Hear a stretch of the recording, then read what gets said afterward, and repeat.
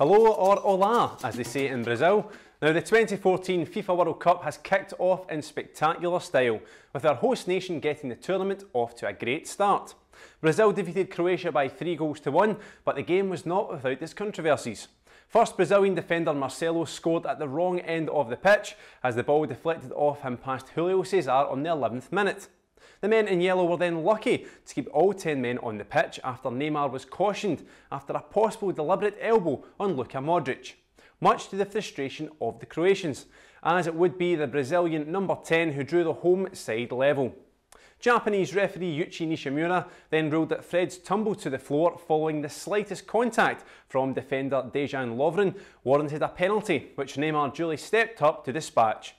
Oscar then rounded off the scoring for the host nation, ending the game 3-1. So a really entertaining start to the competition, but let's not forget that there are three players at the heart of the action representing the boys in green. Who has travelled almost 6,000 miles from Glasgow to Rio? It is of course Efe Ambrose, Fraser Forster and Emilio Izaguirre. Efe's Nigeria side are in Group F, so they'll be facing Iran, Bosnia-Herzegovina and Argentina, while Fraser will be aiming to represent England in Group D as they face Italy, Uruguay and Costa Rica. While Emilio's Honduras team are in Group E, meaning that they'll play against France, Ecuador and Switzerland. Now, before the season ended, we spoke to Emilio about his trip to Rio, and here's what he had to say. Emilio, you must be looking forward to the World Cup. What does it mean to you to play in this competition?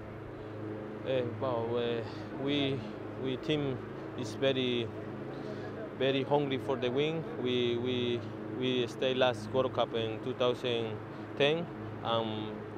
Signing for Celtic this World Cup. I'm so happy for that. This moment is different. I want to enjoy this World Cup with my teammate. We need to win with one game, maybe pass the other round. Does everyone in Honduras feel confident at how well they can do at the World Cup? Yeah, all people very happy in Honduras because they love football. Very happy because it's too close to Brazil. Too many people go enjoy see the national team. Do you think because the World Cup is in Brazil, it will be helpful for Honduras? No, it's close for Honduras, but not help because it's different place. Play under source is normal. It's 20, not too hot. Yeah, the thing in Honduras, but we try the best in the World Cup. What can you tell us about the Honduras team and your teammates? What type of football do you like to play? No, we try the best. We try hungry for the win, hungry in defender. It's a small team, but we try the best. We try to win every game.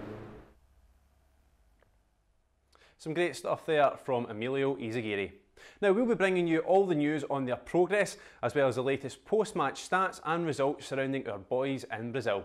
But we won't forget our former Celts too, with Georgios Samaras representing Greece in Group C as they face Colombia, Japan and the Ivory Coast, while our former Celts out in Rio also include Landry Nguemo for Cameroon and Ki Sung-young, who's in the Korea Republic squad.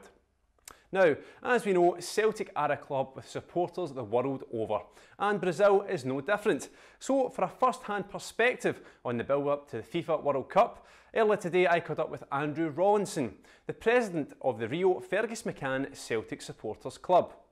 Now, as you might imagine, Andrew and his hearty band of Celtic supporters subscribe to Celtic TV to watch all of the Hoops games live from wherever they are in the world, and even own expat season tickets.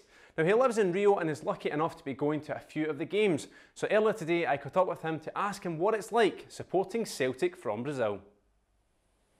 Yeah, well, a normal day for us, in our summer there's only 2 hours difference, so it's quite good, you know, it's not too early in the morning, but in the winter it's a bit tougher, 4 hours, you know, we have to get up early, but we go down and the pub always opens up early for us, we set up, and it's kind of open air place in Ipanema, and we get a lot of people walking by and we see the Celtic flag and the guys in the Celtic jerseys, and there's a lot of interest from the locals. We get quite a few Brazilians come to watch us now, and it's all very friendly. I know it's a bit of a cliche maybe, but the Celtic shirt is very iconic. People will recognise it. People will stop you in the street if you get your Celtic top on and talk to you about Celtic.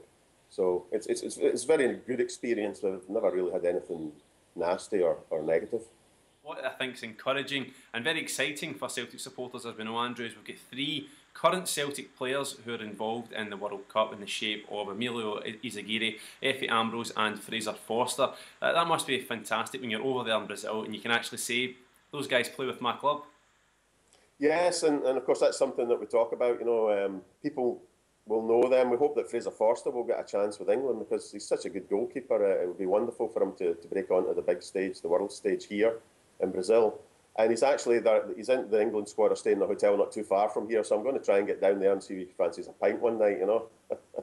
But yeah, unfortunately I don't have tickets for any of the games involving those guys. I'm going to see Samaras tomorrow against Colombia. Of course he's leaving Celtic, but it would still be good to see the big fella.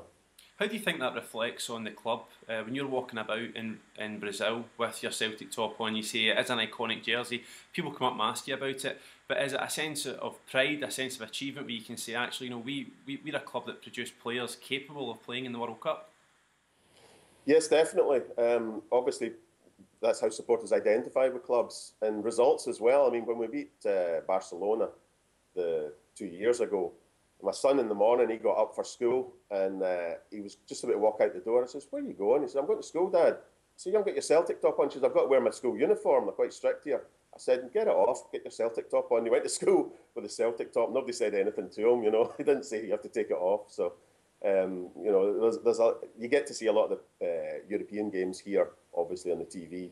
And it's a great moment of pride when the kids' teams that we support, they all watch the Celtic games as well, and you get a lot of emails and messages from them saying how great it was to see Celtic on the big stage. Some great stuff from Andrew there. Well, that's all for our World Cup preview show. Do join me on Monday where we'll be looking back over a weekend full of World Cup action, including games that our international Celts have been involved in. Find out how they got on right here on the channel of the champions, Celtic TV. So until then, it's adios amigos, cheerio and granizzo, or as we say, hail hail.